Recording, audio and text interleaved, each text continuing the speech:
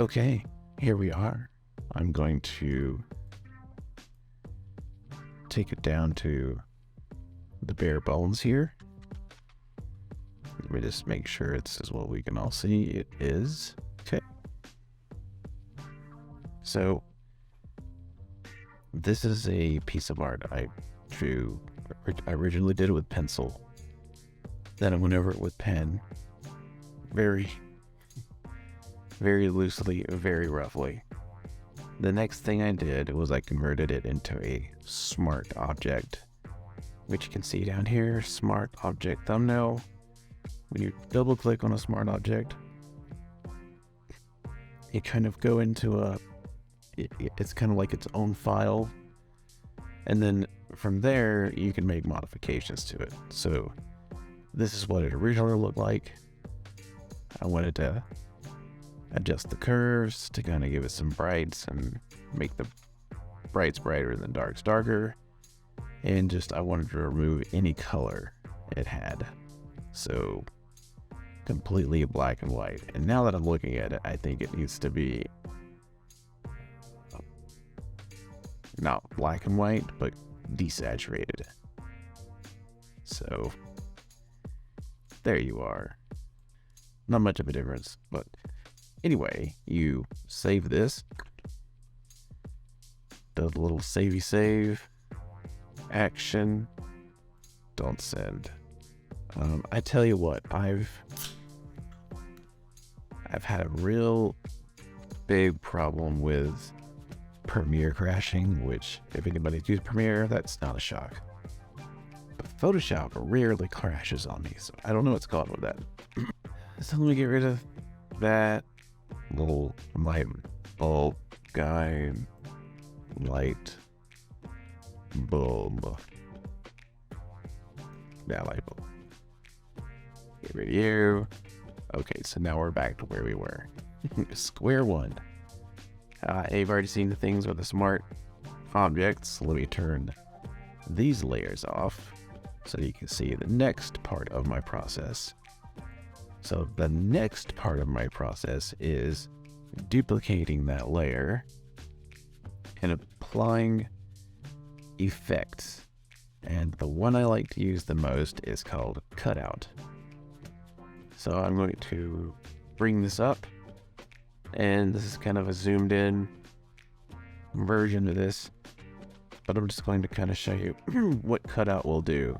So if you adjust the simplicity, it makes it more smoother, more hand-drawn like. If you increase the simplicity, it gives it more of a blocky, angled look. Conversely, if you decrease the number of levels, it intensifies that even more.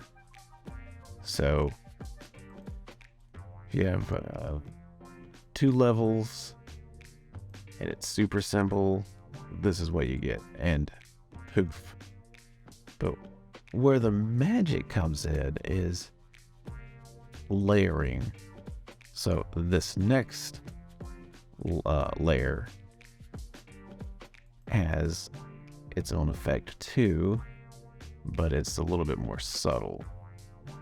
And now by kind of browsing through the blend modes, you can end up with some interesting effects. So what I'm probably going to do is duplicate this, do screen, do overlay, and then for this one I'm going to make it more defined, and then we'll end up with this, and thus we'll end up with something a little bit like so. I don't want to do that. What I'm trying to do is reveal what's behind it. That's cool. And not take away from the other layers and what they're doing. So it's kind of like this little balancing act. Let's see. That's pretty neat. And it's literally, it's kind of just trial and error. You just kind of go through, say, oh, that looks cool, or, oh, that's awful. And you can end up with something either amazing or hideous. It all depends. It also depends on what layer or order they're in as well. But we haven't even got to like the really good stuff. Okay, so I think this is interesting. So now what I want to do is take, let me see, take this guy, duplicate it, Control J, bring it up to the top, and run it through. I'm gonna leave it there for right now. And now we're gonna get to the power of the gradient map. I use the gradient map a lot. Ignore this. It's kind of cool. That's gonna be for another part of the video, actually drawing on it. So, gradient map. What does a gradient map do? What it does is, imagine you have a value from 0 to 100, 0 being black, 100 being white, or maybe 0 is white and 100 is black, depending how I look at it, but we'll go with 0 black, 100 white. So everything you see on the screen now has a value. There's no color. Things are either a low value or a high value. So the lower the value, the darker the color. The higher the value, the lighter the color. A gradient map applies a color to each value. I'm going to turn this on and you'll see what I mean. As you can see, it's not very exciting right now, but if you start working on the blend modes, you can get some pretty cool stuff. Also, this particular gradient is not that great, so we're going to shoot something that's a little bit more dramatic. Here's a good one. What we're doing, we'll stay here.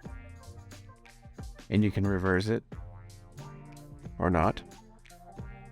So you're taking everything in this, if it's a brighter value, it'll get this brighter color. As the value of the grays increase, these colors begin to get applied all the way over to 100. And I think in this case, it's 100. Now the thing with gradients, some of them look amazing, some of them look terrible. I have a few favorites of mine. This is one of them. At the moment, it looks crazy, like I don't know what in the world's going on here.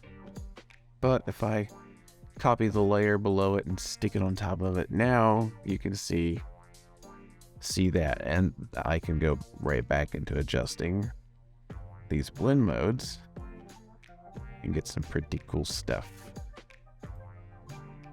So the next thing you're going to want to do after that is you might want to actually add another gradient map.